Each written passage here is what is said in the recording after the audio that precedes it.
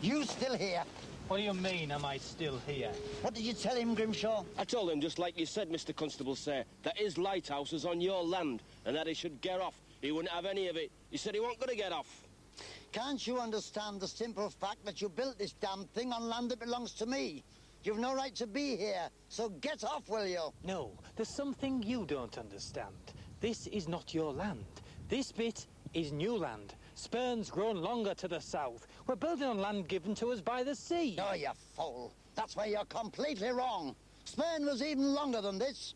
100 years ago, there was a great storm. Spurn was breached. The end was washed away, over there.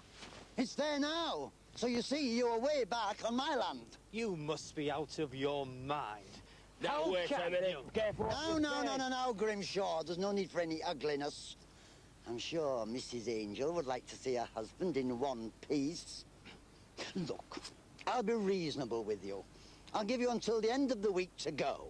And what are you going to do then? You can do what you like, Constable. I'm not going anywhere. You've no right to this land. I'm staying here. I'm warning you, Angel. You have until now only seen my good side. I don't let vermin like you stand in my way. You don't scare me, Constable. You might have brutes like this to do your dirty work, but the truth is on my side.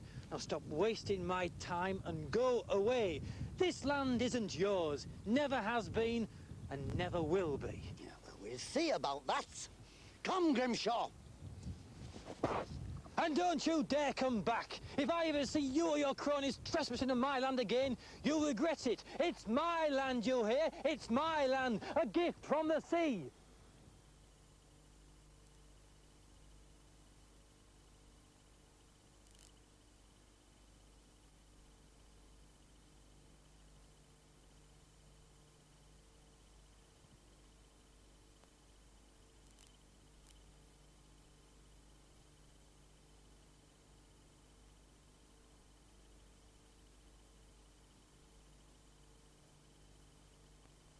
No further questions, my lord. Your witness, Mr. Bicknell.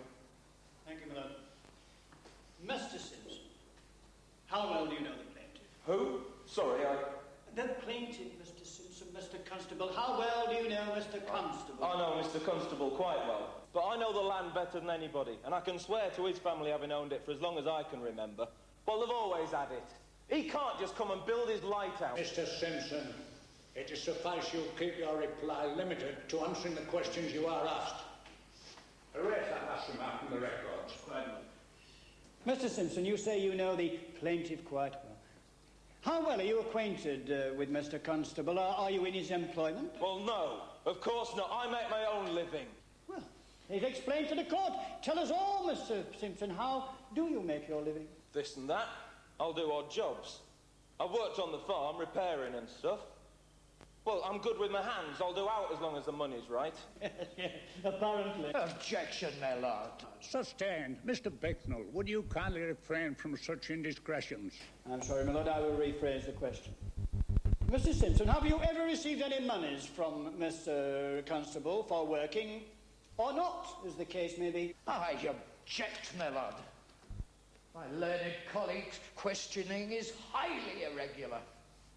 Whether or not Mr. Simpson was working for my client or not seems irrelevant to the case before this court. My lord, I was merely trying to establish how well acquainted Mr. Simpson was with the plaintiff. In that case, why bring up any reference to money, Mr. Bicknell? I'm sure you will agree, my lord, that the mere suggestion of monies can sometimes work wonders for one's memory. Oh, I must object, my lord. My learned colleague seems to be suggesting unlawful deeds. We don't need to insinuate anything. Anybody with eyes in their head can see the stupid fool's tongue's been licking the guineas in his pockets. Guineas that you gave him. How dare you, you trespasser! You insignificant little piece of driftwood! You sniveler! You're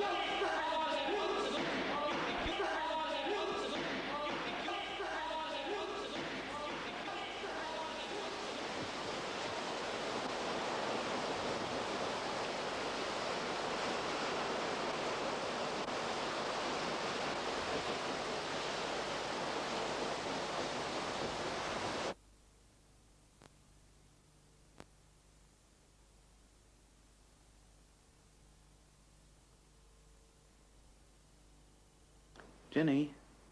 Jenny? What? Do you want chicken or lamb for dinner?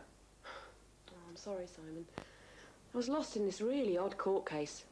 Constable versus Angel. Went on over 3 generations, would you believe? This guy, Constable, argued that he owned the whole of Spurn. Anyway. Chicken or lamb? Oh, it's all right. I'm not very hungry. I'll get a sandwich or something later on. So tell me, how did you end up out here? I don't know what it is. I just love the place. I know it's a peculiar thing about Hull. It seems to be a terminus for people. You know, they come here, take what they want from it, and then leave, disappear forever. A bit like Spurn, really. Well, I know it's being eroded, but Simon, it's disappearing faster than people can imagine. And I still don't know why. And you reckon that you'll discover it here? Well, that is what I'm here for. You know, I always believed it was just natural. A sperm disappearing and reappearing every 200 years or so in a cycle. I'm sorry, but that is completely wrong. Fashion's got a lot to answer for. When they proved that theory, cycles were all the rage. I don't know, you can find a cycle in anything if you look hard enough. No, it's all down to something else. I don't know what it is yet, but I'm going to find out. And you seriously believe that standing down there tomorrow night during the storm is going to help you solve your little mystery? I don't know. But I really want to be out there. Well, it looks as though we're in for a hell of a storm tomorrow night. If it's anything like last year, half the road was washed away. Yes, they had to put down metal plates to keep the road open. Let me show you what I got up to in my research.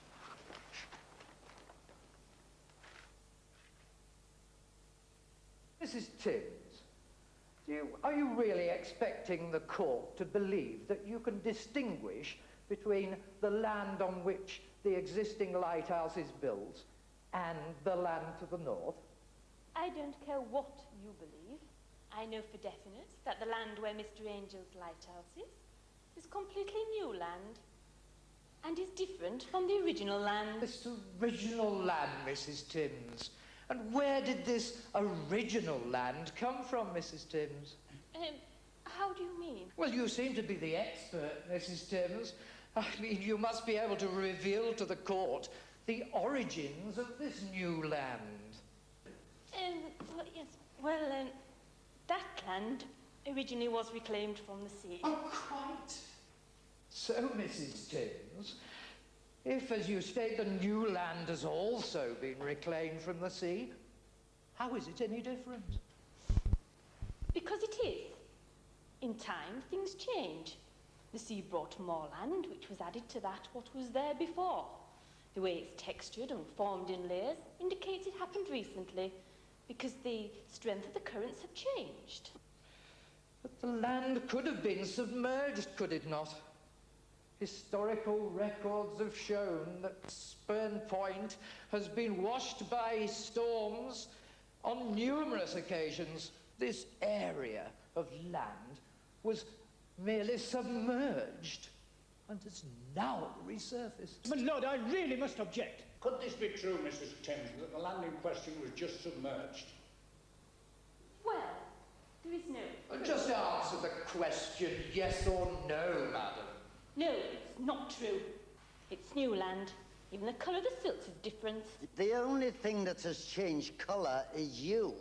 How much did he pay you? Mr. Constable, you have legal representation in this court. Let them get on with the But, job. Your Honour, it is apparent that the silly woman has no inkling of the Be fact. that as it may. Oh, and you do, you swine. You just can't accept the truth, can you? That land is completely new. You just want to grab it. Grab, grab. That's all your thieving hands want to do. You're asking for it, Angel? Oh, no, I'm not asking for it. I already own it. Order! I'm warning you both. Unless you behave, you give me no alternative but to hold you in contempt of court. Now, do you understand? Good. Now let us proceed.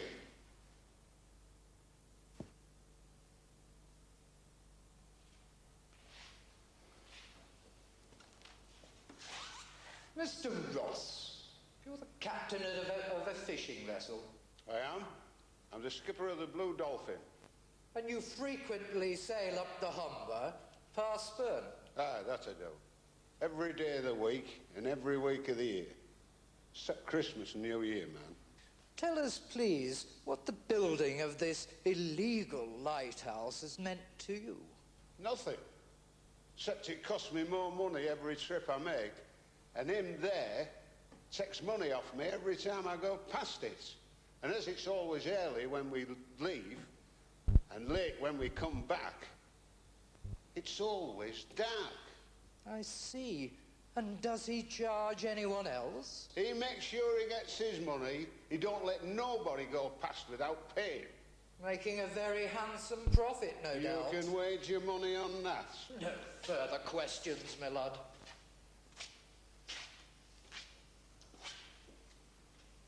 Mr. Ross, you have stated that, as far as you recall, that the land in question was previously there. Is that correct? Yeah, it's always been there. I'm a seaman, I know these things. You landlubbers know nought about the sea and her ways. And how long was it since you last saw the land in question, Mr. Ross? Well, I was just a kid at the time. But my father and others used to go down there. All right. When was that? Well, I reckon about 100 years ago. There you are, my lord. This so-called witness has certainly never seen the land in question before. He is certainly no older than 65 years old. I ain't. My age is 109. I swear, I've seen that land before.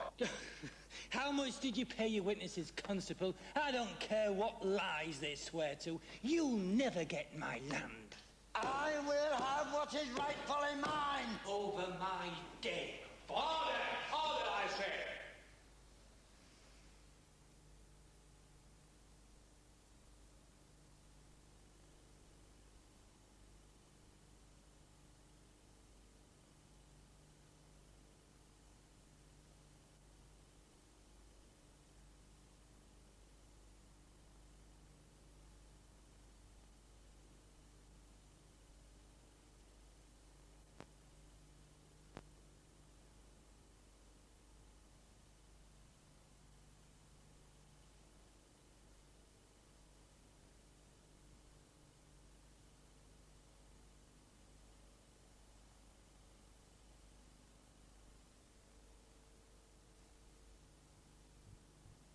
That's it! Simon! Simon! Here it is!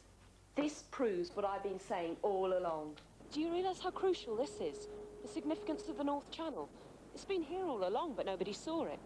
They were too preoccupied with their cycles.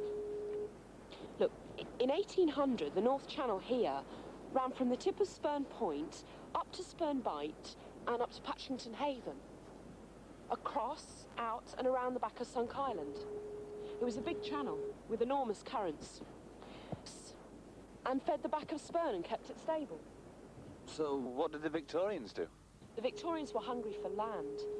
They were reclaiming land from the sea all around here. By 1808, they'd reclaimed so much of Sunk Island, that's this bit here, they'd closed the North Channel.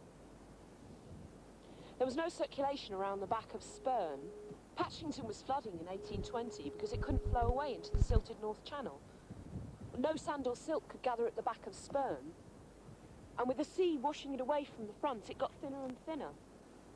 And in 1849, when Spurn disappeared, they thought it was part of another cycle. Boats used to sail through here at high tide. But they weren't having any of that. They stubbornly wanted to interfere again. They hired this guy called Walker. Do you see that chalk over there?